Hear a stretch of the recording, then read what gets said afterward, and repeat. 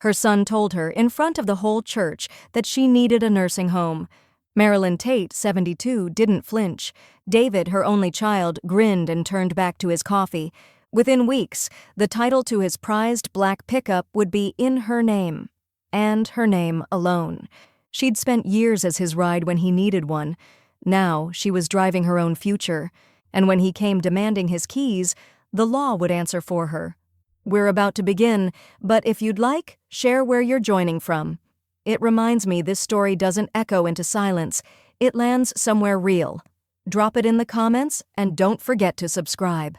The fellowship hall always had a certain stillness after Bible study ended, as if the room itself were exhaling. The last notes of chatter and the faint scent of brewed coffee lingered in the air, mingling with the sweetness of lemon bars cooling on a plastic tray. Overhead, the ceiling fan turned in a slow, lazy arc, pushing around air that had been warmed by an afternoon sun pressing through the high windows. Folding chairs squeaked against the worn linoleum as people stood, gathered their Bibles, and made small talk about dinner plans or errands yet to be run. Marilyn Tate took her time packing her well-worn leather Bible into her tote bag, the thin pages still faintly warm from being held. Her knees complained as she rose from the metal chair, and she leaned on her cane for a moment, letting the ache subside. 72 years had taught her that a graceful exit required patience, especially when half the congregation seemed determined to stand in the doorway, swapping weather forecasts. She noticed her son, David, on the far side of the room, standing in a relaxed posture that suggested he was ready to be somewhere else. He was laughing with brother Harlan, the two of them comparing notes about last night's Braves game, their words punctuated by the clinking of coffee cups being stacked into a plastic tub. Marilyn stepped carefully between two folding tables, feeling the familiar stiffness in her right hip. She waited for a pause in their conversation before speaking, her voice gentle but clear enough to carry. "David," she said, "would you mind giving me a ride home?" It was not an unusual request. Her own car sat in the driveway at home, perfectly fine for short errands to the grocery store or the post office, but she had never been fond of driving at dusk, and the Baptist church was a good 15 minutes across town. She expected he would agree as he usually did, perhaps with a sigh or a glance at his watch. Instead, without even fully turning toward her, David said, "Mom doesn't need a ride. She needs a nursing home." The words landed with the weight of something casually cruel, the sort of remark made without thought, but capable of drawing blood all the same. The sound in the room shifted. Conversations faltered. A few people froze mid-step. Somewhere near the coffee urn, an uncomfortable laugh escaped, brittle and quick. Another chuckle followed from a man stacking hymnals, though it died in his throat when he caught Marilyn's eye. Across the room, Evelyn Cross stopped in her tracks. The crisp bulletin she had been folding bent sharply in her hands. Her expression hardened into a glare that could have withered ivy. Evelyn was a woman who believed in hospitality but not at the expense of dignity, and she stared at David with the unblinking intensity of a hawk locking onto its prey. Marilyn did not give him the satisfaction of a reaction. Her face held the same faint, practiced smile she had used to navigate years of school board politics and the occasional ill-mannered parent in the library. Inside, however, her pulse was steady in that way it became when she decided to remember something. Not just remember, but file it away for use later. She simply inclined her head, murmured, "Well," and let the rest of the sentence fade into the soft rustle of people collecting coats. David had already turned back to brother Harlan, speaking as if nothing had happened. The moment dissolved for everyone except Marilyn, who felt its outline growing sharper in her mind. The fellowship hall's cheerful bustle returned, though now it carried a faint stiffness, a polite avoidance of eye contact in her direction. Someone began stacking the remaining lemon bars into a plastic container, avoiding her side of the table altogether.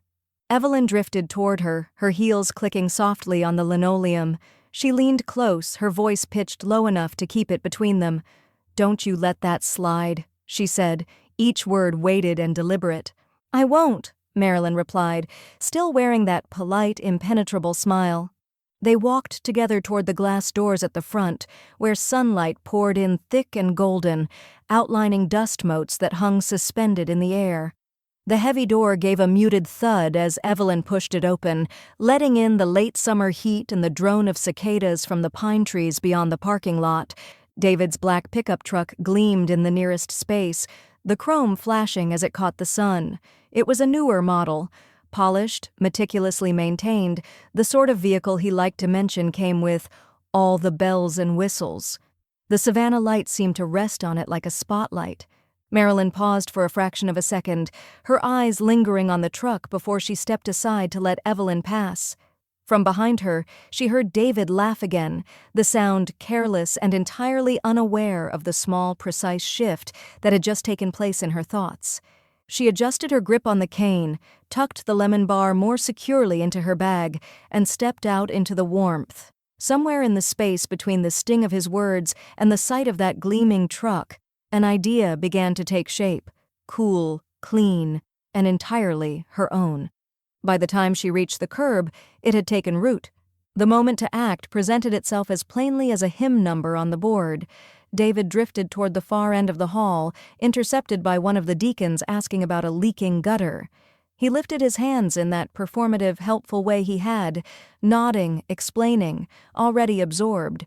The keys hung from his belt like a boast: polished fob, tiny brass house key, a novelty bottle opener shaped like a fish. Marilyn moved with the steady, unhurried grace of someone returning a cup to the kitchen, nothing furtive or fast, only deliberate. She reached to pat his arm in passing, an affectionate mother's gesture, smooth as a breath, and when her fingers left his sleeve, the keys weren't where they'd been. They were in her palm, surprisingly warm from his body heat. Marilyn didn't tuck them away right away. She let them rest under the folded church bulletin she had carried all evening, the slick paper making a whisper as it bent. The gathered talk rose again behind her. Chairs scraped, someone laughed too loudly, a chorus of "good nights" floated toward the door. She offered a few of her own, pausing once to straighten a crooked stack of devotionals on the credenza out of sheer habit. Her heart did not race. It moved with the same even cadence it always did when she had settled on a course and found it sensible. Evelyn caught her eye from across the hall, one eyebrow lifted in question. Marilyn tipped the corner of the bulletin just enough for the metal to glint. Evelyn's mouth curved, not quite a smile, more like the flash of teeth when a fox knows exactly where the henhouse gate sits. Outside, the heat folded around her like pressed linen. The sky held that bruised lavender of late summer evening, and the cicadas sang as if they had been paid for it. Asphalt radiated the day's stored warmth through the soles of her shoes. The church parking lot was a shallow bowl of red taillights and polite waves, couples easing sedans into gear, the pastor's minivan idling near the curb. David's pickup nearest to the door waited with a kind of muscular patience, dark paint reflecting the pinking clouds. Marilyn did not look back to see if David glanced around, did not strain to hear the call of "Mom" that never came. She opened her tote, slid the bulletin and the keys deep inside, and crossed the few yards as if she had always meant to. No hesitation. No fumble. The fob chirped in her hand. The truck answered with a soft blink of lights and a courteous unlock. She liked that, how it acknowledged her presence without pretending it had a choice. The step up into the cab was taller than her sedans, but the running board gave good purchase, and she set her cane against the door sill and lifted herself with slow, practiced leverage. The interior smelled faintly of new leather and someone's pocket cologne, with an undertone of rubber mats and clean air vents. She pulled the door closed, sealing herself into a quiet cocoon where the outside world receded into a muted hum. She sat for a moment, letting her body adjust to the seat's firm support. The dashboard glowed a soft blue, the kind light that meant to be helpful rather than bossy. She found the lever under the seat and eased herself forward an inch, then another, until her knee could press the brake without complaint. Mirrors came next, one to catch the sweep of the lot behind, one to gather the lane lines that would take her home. Each small adjustment felt like lining up a picture frame. Tilt a degree, step back, nod.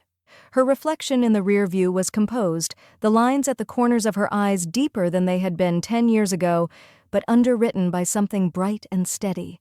A tap sounded on the passenger window.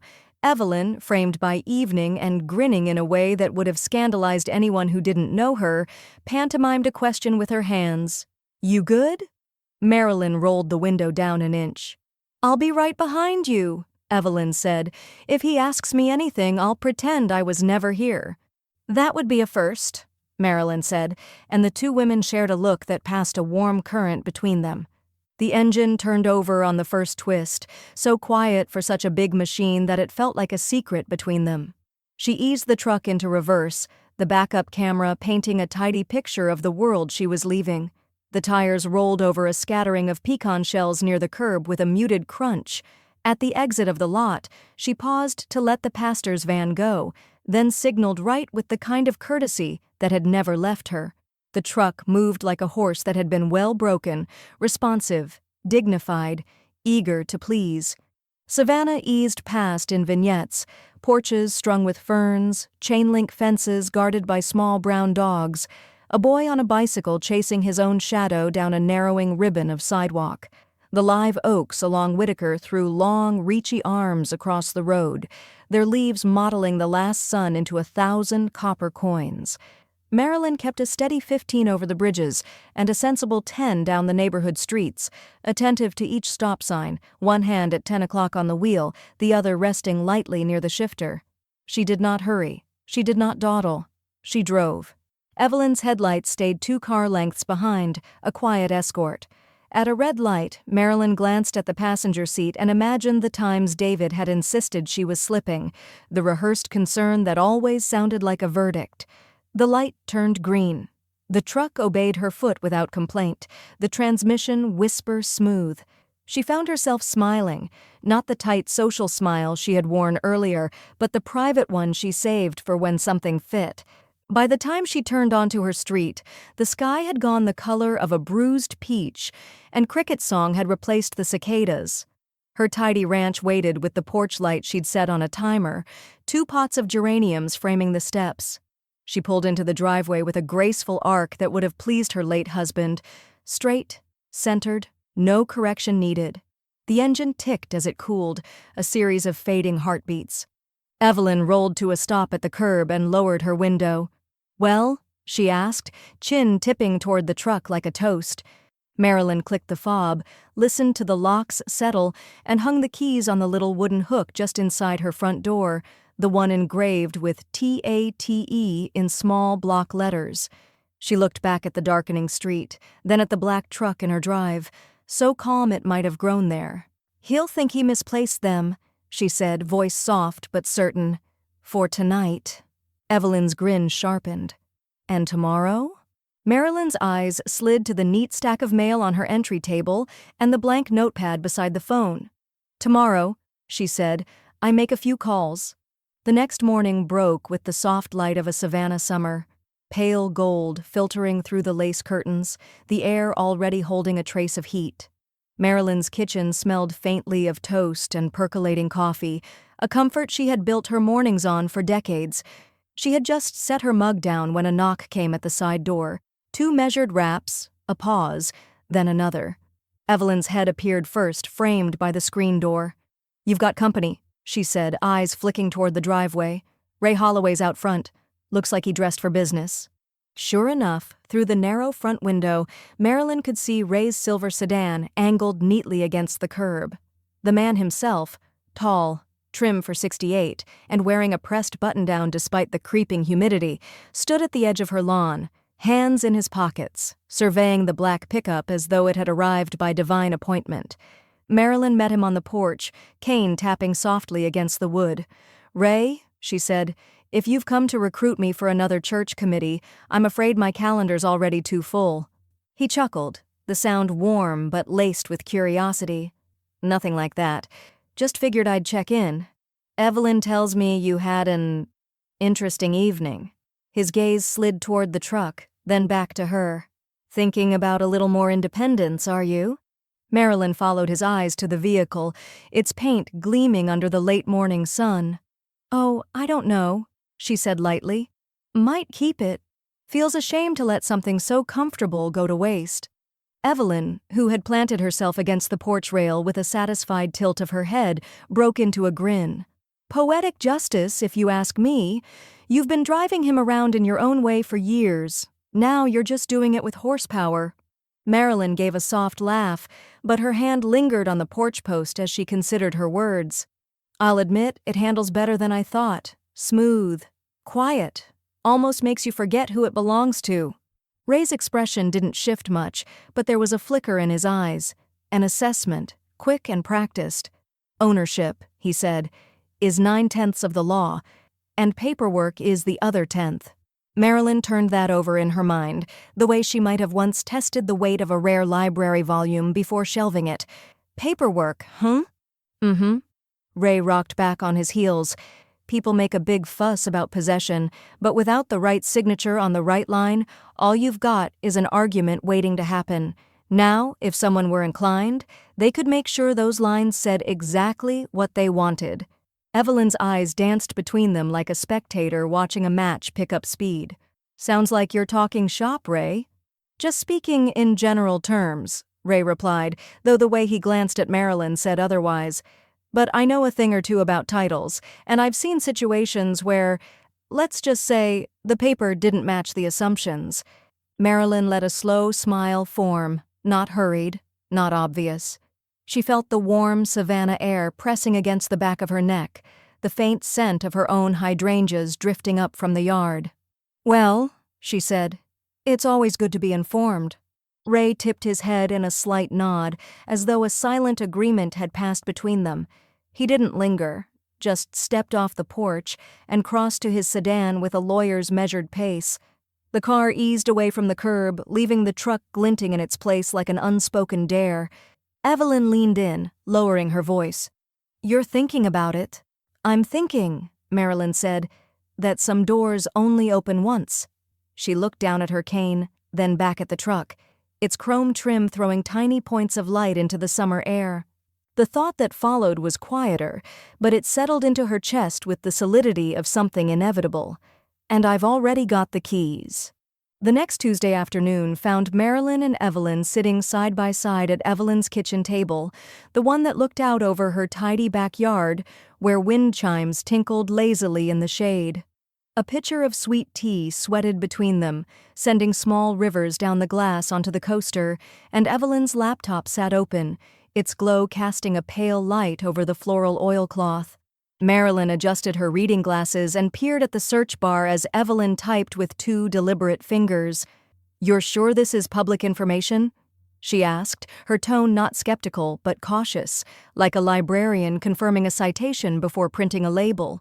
"Sweetheart," Evelyn said, "you'd be amazed at what people leave sitting right out in the open." She pressed enter, and the county lien records loaded in neat, impersonal rows. Property, vehicles, you name it. All you need is the right name and a bit of patience. It didn't take long. There he was, David Tate, listed with a single active lien on a late-model black pickup truck. Marilyn traced the words with her eyes, the name of the bank jumping out at her as plainly as if it had been written in red ink. "Well, I'll be," Evelyn said, her voice carrying the satisfaction of a fisherwoman reeling in a stubborn catch. "Suncoast Bank. Not a small one, but not so big you can't get a real person on the phone." Marilyn leaned back, letting the information settle in her mind like the first clue in a mystery novel. "And this tells us?" "That he doesn't own that truck, free and clear," Evelyn said, "and that, my friend, is an opportunity." Later that afternoon, Ray's silver sedan pulled into Marilyn's driveway again, this time at her request. They settled into her sunlit den, Ray in the armchair, Evelyn on the sofa with her iced tea, Marilyn in her familiar spot near the window where she could see the truck in the drive. She handed him the printout Evelyn had made. Ray studied it for all of 30 seconds before nodding. "A lien like this means the bank technically owns the truck until the loan is paid in full. If someone," he glanced up, eyes glinting, "were to pay off the balance, the bank would release the title to the payer." Marilyn lifted her brows, the way she used to when students skirted too close to a library rule. "Legal?" "Absolutely," Ray said, his voice calm but carrying that little edge lawyers saved for when they were certain. "Banks don't care who pays it off, as long as they get their money. The moment the balance hits zero, the lien's lifted and they issue a clean title. Whoever's name is on the paperwork owns the vehicle. No gray area. She let the words turn slowly in her head. Money in, title out. It was that simple. Yet it wasn't. There was the cost. There was the question of whether it was worth making something so final. Her mind wandered to the sound of David's voice in the fellowship hall, the easy way he had announced her supposed need for a nursing home, as though he were doing her a kindness. She thought of the way the truck had purred under her hands the night she drove it home, smooth as if it had been waiting for her. "What's the number?" she asked at last. Ray folded his hands. "I can call the bank and find out the payoff amount. It's not pocket change, but you'd be surprised how often people do it for less noble reasons than yours." Evelyn leaned forward, eyes bright. "You've got the savings," she said, her voice steady. "And you've got the motive. Not many people get both in the same lifetime." Marilyn looked down at her lap, fingers absently smoothing the crease in her skirt. The truth was, she did have the savings, money she had put aside over years of steady work, careful planning, and the quiet discipline David had never bothered to learn. She had earmarked it for later, a vague horizon that kept moving as the years did. She glanced out the window, past the porch rail to the black truck in her driveway. Sunlight spilled across the hood, catching in the chrome until it looked almost white-hot. Ray broke the silence. "Do you want me to make the call?" Marilyn took a slow breath, the kind that fills the chest without showing on the outside. "Yes," she said finally, her gaze fixed on the truck. "Let's find out exactly what it would take." Evelyn smiled. Not the grin of mischief she wore for small victories, but the slower, deeper one reserved for moments when a plan began to breathe on its own. And Marilyn, still watching the sunlight slide along the truck's hood, thought, "If this is the price of principle, I can afford it." 2 days later, Marilyn stepped into the cool, citrus-scented air of Suncoast Bank's downtown branch, her cane clicking softly against the polished tile. The lobby was all clean lines and quiet efficiency, pale walls, brushed steel fixtures, and framed photographs of Savannah landmarks that looked just a little too perfect to be real. She felt Evelyn at her shoulder, a steadying presence in a sunflower yellow blouse that made her easy to spot in the sea of beige business casual. Ray was already there, standing near the reception desk with a leather portfolio tucked under one arm. He greeted her with the professional calm of a man who knew every step they were about to take. "Morning, Marilyn. You ready?" "As I'll ever be," she said, adjusting her grip on her cane. The loan officer, a young man with neatly parted hair and an expression that could have been carved from politeness itself, ushered them into a small conference room. Through the glass wall, Marilyn could see the ebb and flow of customers outside, people making deposits, cashing checks, living the quiet, ordinary moments of a weekday morning. Once they were seated, Ray placed the lien record printout on the table and spoke in that measured cadence that lawyers use when they want no room for misunderstanding. "My client wishes to satisfy the outstanding loan on this vehicle in full today. We'll need the title reissued immediately upon clearance of funds." The officer glanced at Marilyn, his expression warming slightly as if to acknowledge the unusual nature of the request. "You understand this will transfer full ownership rights to you?" "I do," she said, her voice steady. "And you're prepared to pay the payoff balance in one transaction?" She reached into her handbag and slid a cashier's check across the table. The thick paper whispered against the wood, the numbers neatly printed in black ink, a sum that would have made David's eyes widen. The officer studied it for a moment before nodding and tapping at his keyboard. "All right. Once we process this, the lien will be lifted, and the Department of Motor Vehicles will issue a clean title in your name. You'll receive the documents by mail, but I can print confirmation for you today." The clicking of his keys filled the small space.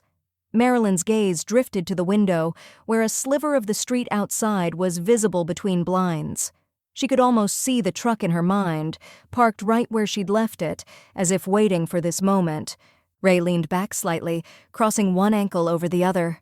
"Ownership is about certainty," he said quietly, just for her. "This removes any doubt." It was done faster than she expected. The officer printed a temporary title document, the bank's embossed seal catching the light. When Marilyn's eyes landed on her own name, clear, precise in the space where his had been, something settled in her chest. Not joy, exactly, not triumph, just a quiet, resonant rightness. Ray gathered the papers into his portfolio, handling them with the care of something fragile but unassailable. "I'll file this with the DMV first thing. You'll have the permanent title within a week."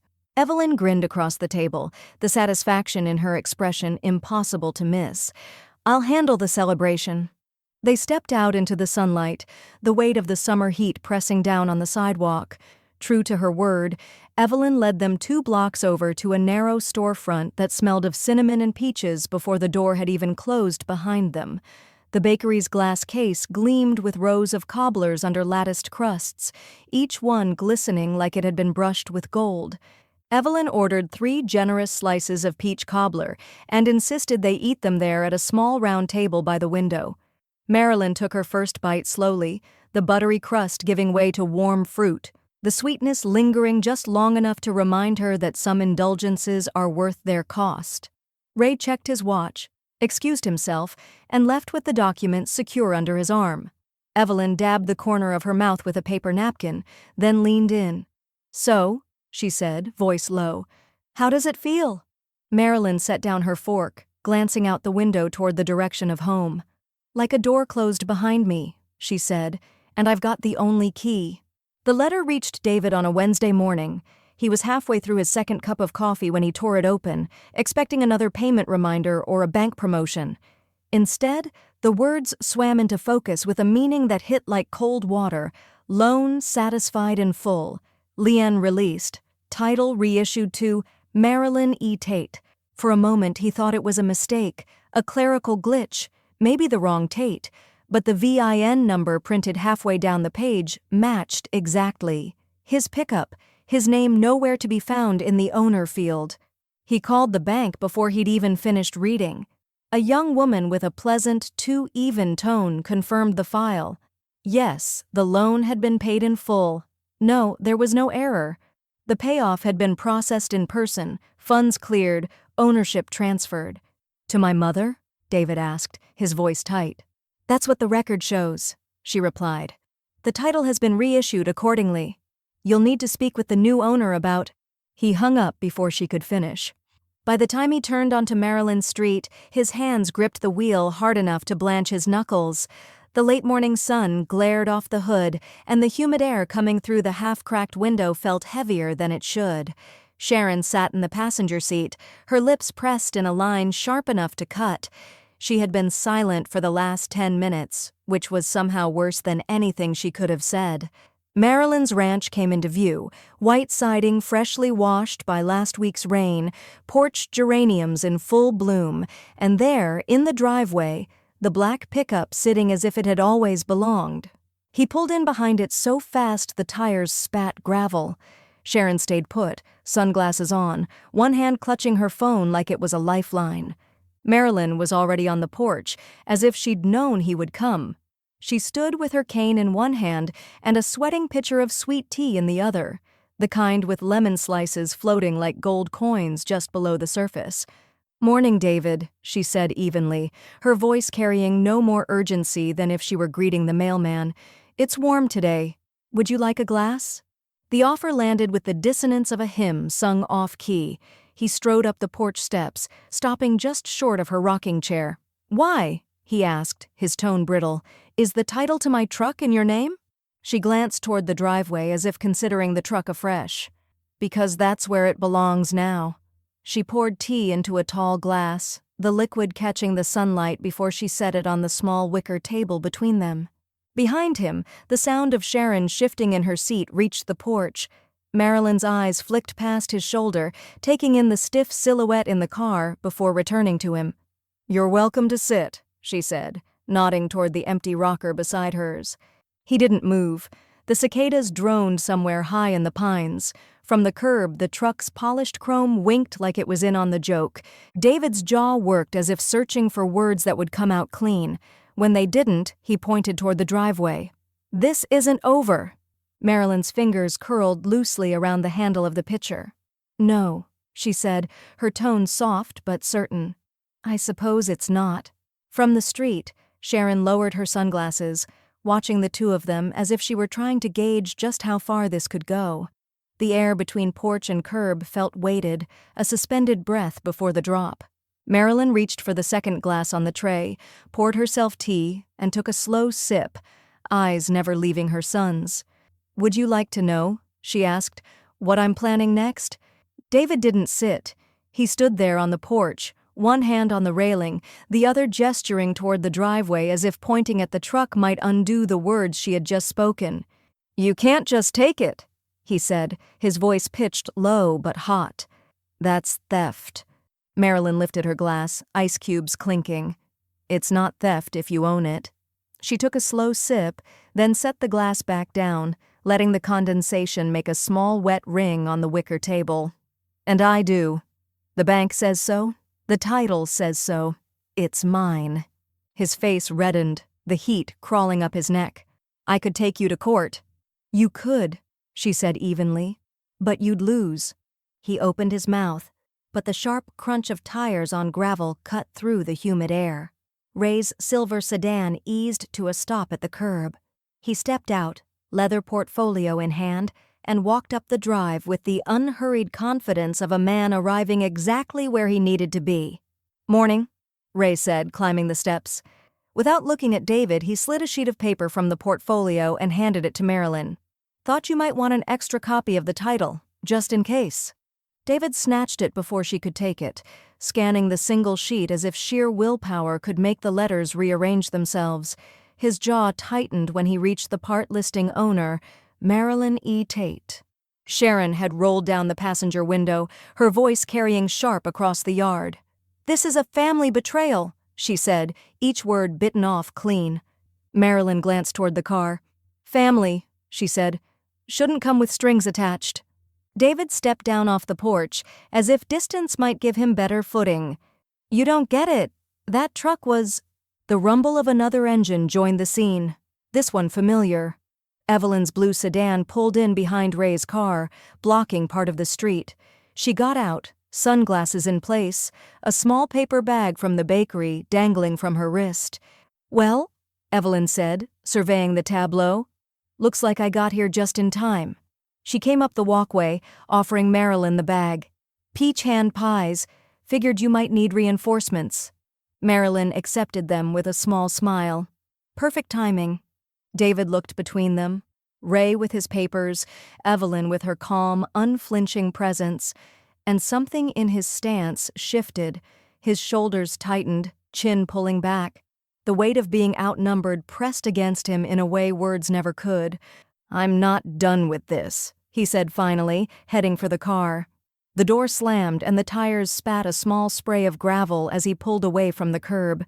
Sharon didn't look back. The sound of the truck's keys jangling in Marilyn's pocket was almost imperceptible under the cicadas, but she heard it, felt it. Evelyn handed her a napkin from the bakery bag. "Well," she said, unwrapping a hand pie for herself, "what's next?" Marilyn looked down the empty street where David's car had vanished, then back to the black pickup in her driveway. "Next?" she said, her voice low but sure. "We make it worth keeping." By Friday morning, the air in Savannah was heavy enough to curl the edges of the porch flags.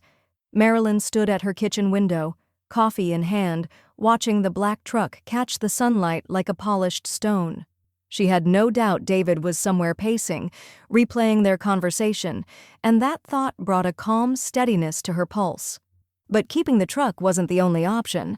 That afternoon, she called Troy Benson, the owner of Benson's Auto, the same shop her late husband had trusted for 30 years. His voice was just as she remembered, gravelly from years of cigarettes, warm with the kind of familiarity that could only come from knowing the story behind every dent and oil change. "Sure, Marilyn," Troy said. "Bring it by and I'll give you a number. No pressure." Evelyn insisted on coming along.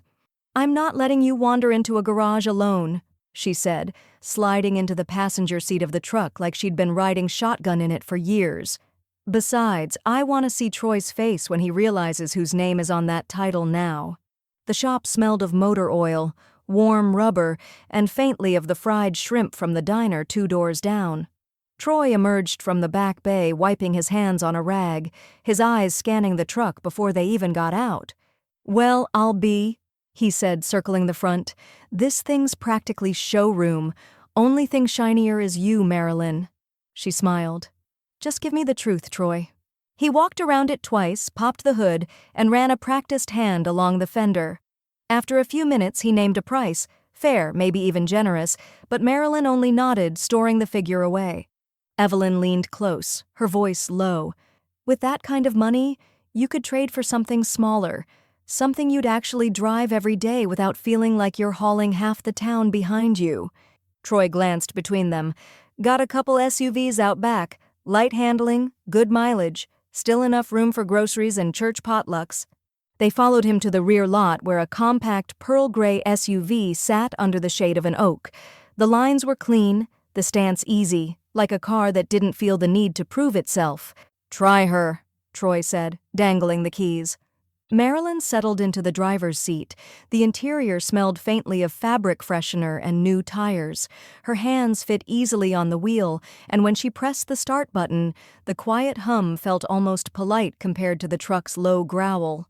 She eased it onto the side street, the steering smooth, the brakes responsive without that abrupt bite she disliked. "You look comfortable," Evelyn said from the passenger seat, her tone suggesting she already knew the answer. Marilyn guided it around the block, feeling the way it took corners without leaning, how the ride smoothed over every bump in the pavement. It was the difference between wearing a perfectly tailored jacket and a coat borrowed from someone bigger. It fit without adjustment. Back at the shop, she sat for a moment before cutting the engine. "It feels right," she said quietly. Troy smiled, leaning in the open window. "We can make the trade today. You'll drive her home this afternoon." Evelyn tilted her head. "Or, you could keep the truck just a little longer. Drive David crazy wondering what you'll do with it." Marilyn didn't answer right away. She looked across the lot at the black pickup gleaming under the late-day sun, then back at the SUV's soft interior, her reflection calm in the glass. When she spoke, her voice carried the same steady weight it had on the porch. "Do the paperwork, Troy. Let's make it mine." Evelyn grinned, already imagining David's face. "Oh, he's not going to like this one bit." Marilyn just smiled, watching the SUV's keys land in her palm. The metal was warm from Troy's hand, but it was the promise in their weight that made her close her fingers around them and not let go. The grocery store parking lot shimmered in the heat, the blacktop breathing waves into the late afternoon air. Marilyn had just loaded the last of her paper bags into the pearl gray SUV when she heard the familiar slam of a car door behind her. She didn't have to turn to know it was David. "Where's my truck?" he demanded, the words clipped, carrying across the rows of cars. His shadow fell beside hers on the pavement. Marilyn straightened slowly, closing the hatch with a gentle press. "It was never yours, David," she said, her voice calm enough to make the sentence sound like a fact from a history book. His mouth opened, then shut, as if he couldn't decide whether to shout or reason. "You traded it, just like that?" "I replaced it," she said, locking the SUV with a quiet chirp, "with something that fits my needs." She slid her cane into her left hand, grocery receipt into her right, and started toward the cart return. A metallic blue sedan idled 2 rows over, Evelyn's. She sat behind the wheel, sunglasses shielding her eyes, but Marilyn could feel her watching. Not intervening, not yet, but close enough if she was needed.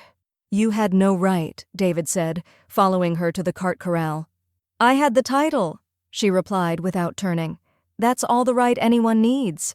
For a moment, the only sounds were the rattle of the cart's wheels and the hum of distant engines.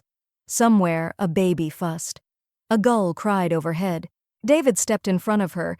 "Do you have any idea how this makes me look?" Marilyn's brow lifted slightly. "Not nearly as much as your comment in the fellowship hall did." Color rose in his face, but before he could reply, a faint buzz came from his pocket. He pulled out his phone, scanned the screen, and muttered something under his breath. Without a word, he turned and stalked back to his car, slamming the door hard enough to make the frame shake. The blue sedan rolled forward and stopped beside Marilyn's SUV. Evelyn leaned across the passenger seat. Sharon just posted something online, she said, vague as a politician, something about when your own family turns on you. Half the congregation will have seen it before dinner. Marilyn slid into the driver's seat of her SUV, setting the groceries carefully in the back. Let them read. They'll make their own conclusions. Back at home, the phone rang before she'd even finished putting away the milk. Ray's voice came through, steady and unhurried. Saw the post. Thought I'd remind you. You're in the clear, legally and otherwise. No one can touch you on this. I know, Marilyn said, tucking a carton of eggs into the refrigerator, but that won't stop them from trying to make it a story. Stories fade, Ray said. Titles don't. When she hung up, Marilyn went to the front window. The SUV sat in the drive, its silver paint catching the light in a softer way than the truck ever had. In the distance, thunderheads were gathering, the air thick with the promise of a storm. She rested her hand on the windowsill, thinking of David's face in the parking lot, caught somewhere between disbelief and indignation, as if the laws of ownership should have bent themselves for him alone. The wind shifted, carrying the scent of rain toward the house. Marilyn smiled faintly. Some storms you waited out, others you invited in. The phone rang on a muggy Thursday evening, the kind where the air felt thick enough to drink. Marilyn had just set her supper plate in the sink when she recognized David's number on the caller ID. She let it ring twice, enough to make it clear she wasn't rushing, before lifting the receiver. Hello, David. His voice was clipped, the way it got when he'd rehearsed a request and wanted to get it out before losing his nerve. I need a loan. Just a couple $1,000. My car payment's due, and I'm short this month. Marilyn rested her hip against the counter. I see. She kept her tone mild, as if he'd asked about the weather. And why are you calling me? Because you can afford it, he said, irritation sharpening the words. I'll pay you back as soon as I can. No, she said simply. There was a pause long enough for her to hear the faint hum of his air conditioning on the line. No? No, she repeated. If you're short, you'll have to work it out some other way. Are you serious? After what you... He cut himself off, maybe realizing how that sentence would end. Fine, he snapped, and the line went dead. Marilyn replaced the receiver gently, her reflection in the dark kitchen window as calm as if she'd just turned down an invitation to lunch. The next morning, she relayed the call to Evelyn over coffee on the porch. Evelyn grinned like a woman savoring the first bite of pie.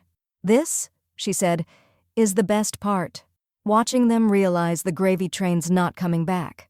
3 weeks later, the black SUV eased past a row of houses on the other side of town. Marilyn had no reason to be there except that she'd taken a wrong turn after leaving the farmer's market, and she didn't turn the wheel to correct it right away. She saw it before she saw him. A tow truck angled across David's driveway, a sedan hitched at the rear. A man in a neon vest was tightening the straps, while Sharon stood on the porch in yoga pants and an oversized t-shirt, arms folded tight, eyes darting toward the neighbors. David appeared in the doorway, phone pressed to his ear, his voice raised enough to carry even through the SUV's closed windows. He gestured toward the car, then toward the tow truck driver, as if volume might change the man's job description. Marilyn didn't slow, but her eyes took in every detail. The way Sharon kept her weight on one foot like she was trying to look casual. The way David's hair stuck up at the crown, unbrushed. By the time she reached the corner, the sedan's front wheels were already lifting off the driveway. A week later, Evelyn reported over the phone, "He's been using Sharon's car. She's not happy about it." The satisfaction in her voice was almost musical. Marilyn said nothing, only glanced out her own window where the SUV sat gleaming in the late daylight, perfectly at home in her driveway. 2 days after that, she happened to pass David's street again. This time, his driveway was empty except for Sharon's compact hatchback. He was in the yard dragging a garbage bin to the curb, the humid air plastering his shirt to his back. She drove by without tapping the brakes, her gaze fixed ahead, but she caught the quick flicker of recognition in his eyes. He watched her go. Marilyn kept her hands steady on the wheel, the hum of the engine smoothing the edges of her thoughts. There was no need to wave, no need to smile. Some messages were best delivered in silence, but as she turned the corner and the street disappeared behind her, a thought slipped in, sharp and deliberate. He hasn't even seen the rest of the plan yet. The morning sky over Savannah was the color of porcelain, soft and unbroken.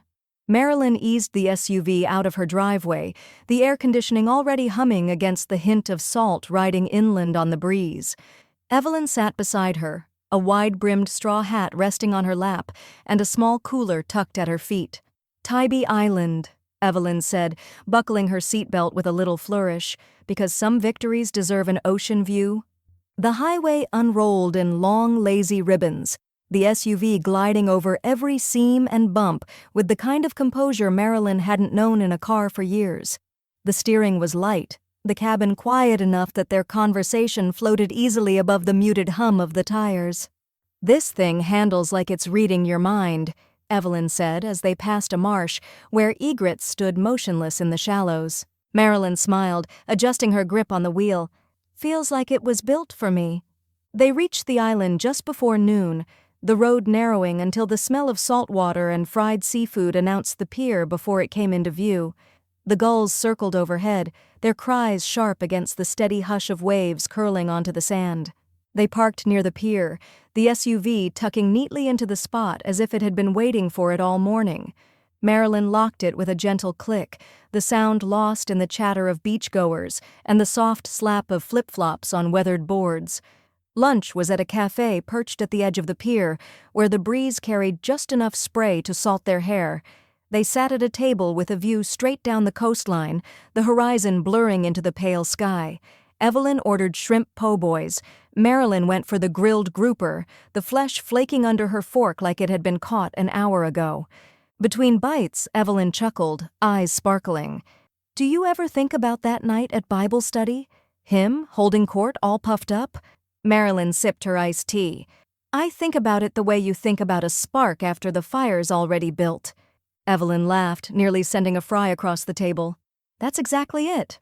After lunch, they strolled the pier, stopping at a little souvenir shop painted the color of sea glass. The air inside smelled of sunscreen and cedar shelves. Marilyn picked up a small paperweight shaped like a ship's wheel, its brass spokes catching the light. She turned it over in her palm, imagining it on Ray's desk, a quiet nod to the role he'd played. "This one," she said, tucking it into her basket. By the time they headed back, the sun had tilted west, painting the water in broad strokes of gold. The SUV's engine purred contentedly as they left the island, the bridge rising ahead of them like the crest of a wave. They didn't talk much on the drive home, and they didn't need to. The silence between them was full, not of things unsaid, but of things understood. Marilyn let the miles slide beneath them, the landscape shifting from marsh to oak-lined roads where shadows stretched long across the asphalt. Just outside Savannah, the sky deepened to the color of ripe peaches. The low sun flared in the SUV's side mirror, and for a moment, Marilyn saw herself as if from a distance. A woman steering her own way home, the road hers in every sense that mattered. When they pulled into her driveway, the porch light was just beginning to glow. Evelyn gathered her things, pausing before getting out. "You realize, don't you?" she said. "This isn't just about a truck anymore." Marilyn rested her hand on the wheel, the leather warm under her palm. "I know," she said. She watched Evelyn's sedan disappear down the street before cutting the engine. The house was quiet, the evening air thick with the scent of blooming jasmine. She carried the ship's wheel inside, set it on the table beside the phone, and glanced once toward the empty road outside. A thought flickered, cool, certain, and entirely her own. There's still more to be done. The next Saturday morning dawned clear and bright, the kind of day when the neighborhood seemed to linger outside a little longer than necessary. Marilyn had just returned from the farmer's market, the pearl gray SUV parked neatly in her driveway, when Mrs. Harrell from across the street waved from her mailbox. "That's a fine-looking car you've got there," she called, shading her eyes with one hand. Marilyn smiled, closing the hatch with a gentle push. "Thank you. It suits me." A little later, Mr. Doyle from 2 houses down wandered past while walking his spaniel, stopping to admire the clean lines and shiny paint. "Looks brand new," he said. "You must have gotten a good deal." "It was worth every penny," Marilyn replied, and left it at that. By Sunday, word had made its way through the grapevine. The moment she stepped into the Baptist church's foyer, she felt the change. The quick flick of eyes toward her, the slight pause in conversation, the way whispers seemed to slip into the air like steam. David was by the coffee urn, stirring sugar into his cup with studied attention. When she passed, he shifted slightly, enough to keep his face angled away. She didn't mind. Sharon, on the other hand, made her feelings plain. As Marilyn took her seat in the fellowship hall, Sharon walked past without so much as a nod, her heels clicking a little too hard on the linoleum. The faint perfume she wore, something sharp and citrus, hung in the air long after she'd moved on. Evelyn arrived a few minutes later, sliding into the chair beside Marilyn. She wore the faintest of smiles, the kind that said she'd been watching the same undercurrents. When the pastor called everyone to order for Bible study, Evelyn reached over and gave Marilyn a quick, deliberate wink. The hour passed in the familiar rhythm of scripture readings and quiet discussion, the scent of coffee mingling with the musty hymnals stacked in the corner. But when the closing prayer ended, Ray appeared in the aisle, his leather portfolio tucked under his arm. "Mind if I walk you to your car?" he asked. They stepped out into the bright noon sun, the SUV gleaming like a well-kept secret in the lot. Ray glanced at it, then back at her. "Looks good on you," he said. Marilyn smiled. "It feels good on me." He paused at the curb, his tone shifting to something more deliberate. "Have you thought about updating your will?" She gave him a sidelong look. "That's a question with timing." "It's just situations change," he said, "and sometimes it's best to make sure your intentions are as clear on paper as they are in your mind." Marilyn didn't answer right away. She looked over the top of the SUV, across the lot where David stood with Sharon, both of them pretending not to notice her. She thought about the title in her desk drawer, the way the keys felt in her hand, the way her own name looked in bold print where his used to be. "I'll think about it," she said at last, her voice as even as the breeze ruffling the leaves overhead. Ray nodded once, as if that was all he needed for now, and headed toward his car. Marilyn unlocked the SUV and slid into the driver's seat, the cool air wrapping around her as she started the engine. In the rearview mirror, she caught a final glimpse of David looking her way before turning sharply back to Sharon. She eased out of the lot, the late morning sun flashing off the hood, and somewhere between the church and home, she decided thinking about it wasn't enough. It was time to decide. The following Thursday, the air was bright but brittle, the kind of spring morning that made even downtown Savannah feel like it had been freshly scrubbed. Marilyn Parallel parked the SUV outside Ray's office, the tires settling neatly against the curb. Inside, the reception area smelled faintly of lemon polish and the faintly metallic tang of a copier mid-run. The young woman at the desk looked up with a smile that was practiced but genuine. "Mr. Holloway's expecting you, Mrs. Tate." Ray's office was a sunlit rectangle with shelves lined in law books and framed photographs of local landmarks. A ficus tree stood by the window, leaves trembling slightly in the draft from the vent. Ray rose as she entered, offering a steady handshake in the chair opposite his desk. "You've decided," he said, not as a question. "I have," she replied, setting her handbag beside her and folding her cane neatly against the arm of the chair. He opened a manila folder, the top sheet already printed with her name.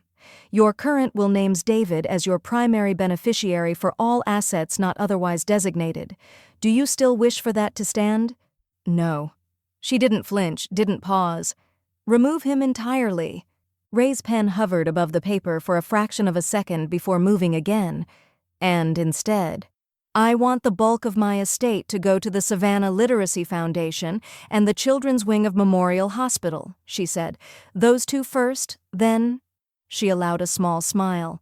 "A portion for Evelyn Harper." Ray glanced up, one eyebrow lifting. "Personal gratitude?" "Personal loyalty," Marilyn corrected. "She's earned it." The pages shuffled under his hands, the sound crisp and decisive.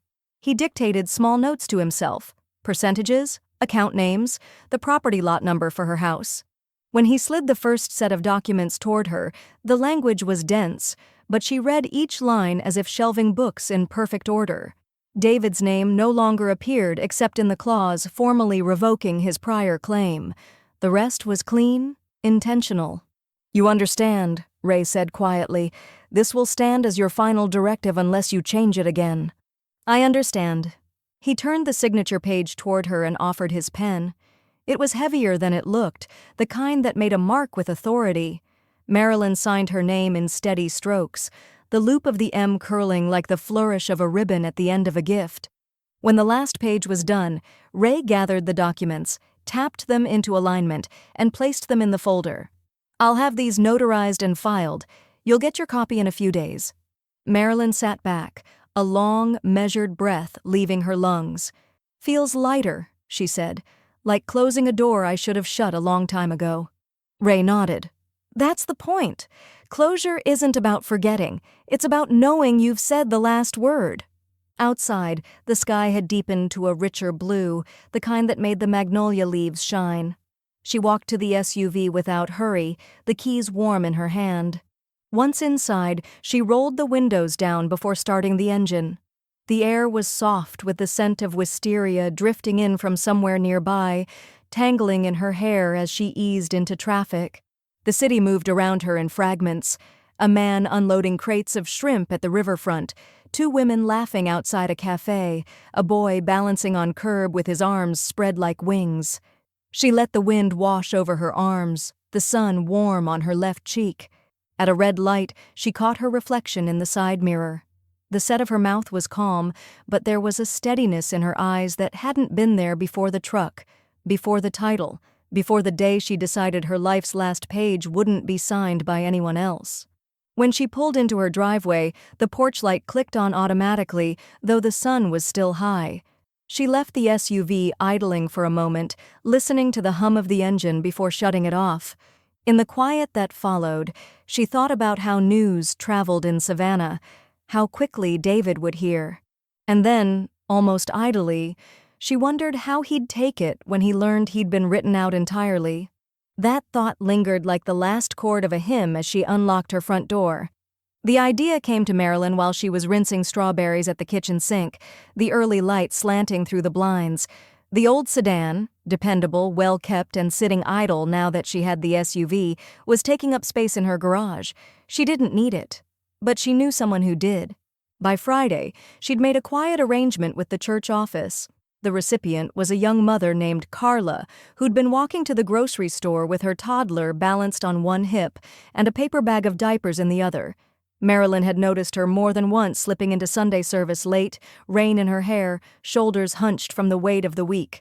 Saturday morning, Carla arrived in the church parking lot, not quite sure why the pastor had asked her to come. When Marilyn handed her the keys, the young woman froze, blinking down at the ring as if it might vanish if she moved too quickly. This is for me? It's yours, Marilyn said simply. Insurance is paid through the end of the year. Oil was changed last month. She'll get you where you need to go. Carla's face crumpled. She pressed her hands to her mouth, tears catching in the corners of her eyes. I don't even know how to thank you. You just did, Marilyn replied. The pastor, who'd stood quietly off to the side, laid a hand on Carla's shoulder and said a brief prayer of gratitude. The morning sun glinted off the sedan's polished hood, and for a moment Marilyn saw the reflection of all 3 of them, past, present, and a little piece of the future, shimmering together in the paint. Word spread faster than she expected. By Sunday morning, the sanctuary felt alive with that subtle, humming energy that came when the congregation shared a story between them.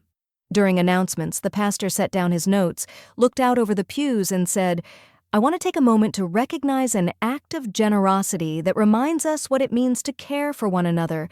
Mrs. Marilyn Tate has given her own car to a member of our church in need. That's love in action. A low ripple of approval moved through the room, soft amens, nods, and a few polite claps. From her seat near the aisle, Marilyn kept her gaze on the pulpit, though she was aware of movement in the corner of her vision. David, 2 rows back, shifted in his seat, his jaw tight, his eyes fixed firmly on the hymnal in his lap. Sharon, beside him, gave a single, slow blink and crossed her arms. Evelyn, sitting at Marilyn's side, reached over and patted her hand once.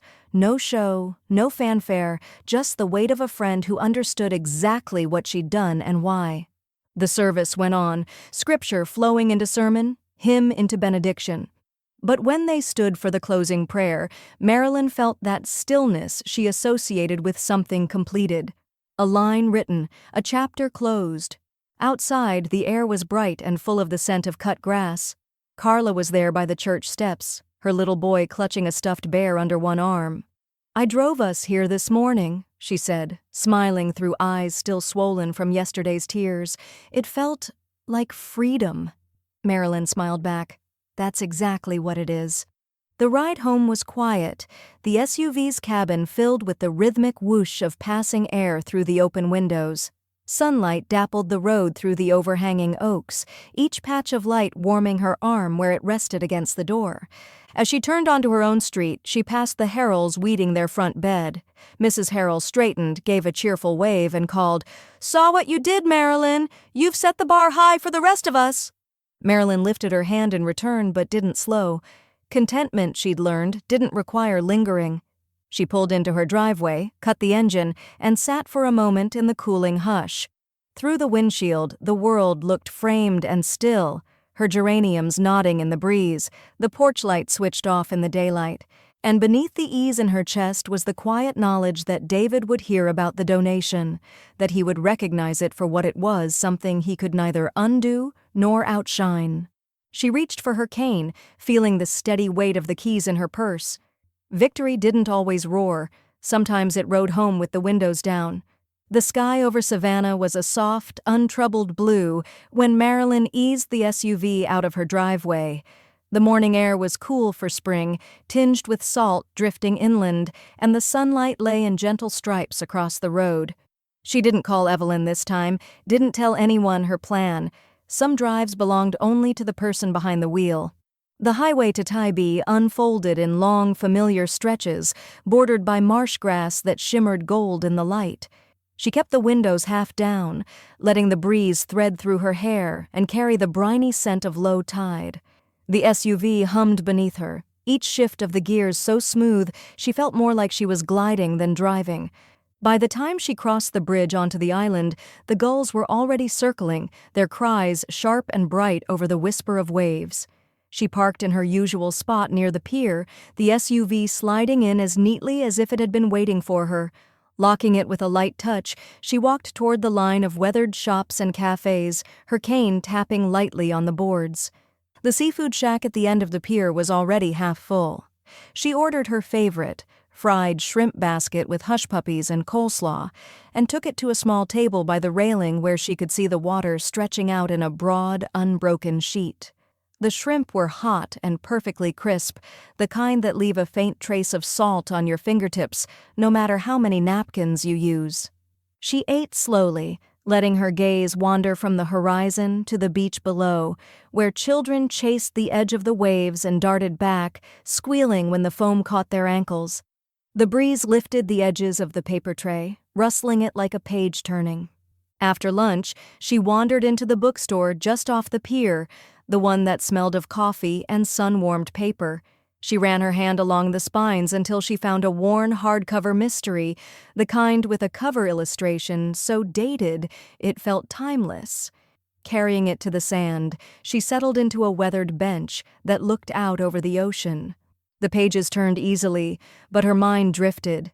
She thought of that Bible study night, the offhand cruelty of David's words, the ripple of awkward chuckles, Evelyn's steady presence at her side. From that moment, the path had been laid, the lien search, the bank visit, the title in her name, the SUV in her drive, the will rewritten, the sedan passed on to someone who would truly need it. One event had tipped into the next, like dominoes falling not by accident, but by her own deliberate hand. And now here she was, no audience, no one to witness or applaud, simply herself, by the water, in a life that finally felt like hers to steer. The sun was lowering when she returned to the SUV, the metal warm under her palm as she opened the door. The drive home was unhurried, the road dappled with the long shadows of the oaks arching overhead. She kept the windows down, the wind filling the cabin with the smell of salt and wildflowers blooming along the roadside. Somewhere between the island bridge and the city limits, she glanced in the rearview mirror and caught her own eyes, steady, certain, the kind of look a person wears when they've made every choice they meant to make. When she turned onto her own street, the day's light was softening to gold, the air thick with the scent of jasmine drifting from her porch. She pulled into the driveway and cut the engine, the sudden quiet settling around her like a final punctuation mark. Her hand lingered on the steering wheel, the leather warm and familiar. She thought of the truck, the title, the conversations that had once tightened her chest. And then she thought of now, of the cool certainty running through her like a steady current. Some vehicles run on gas, mine runs on principle.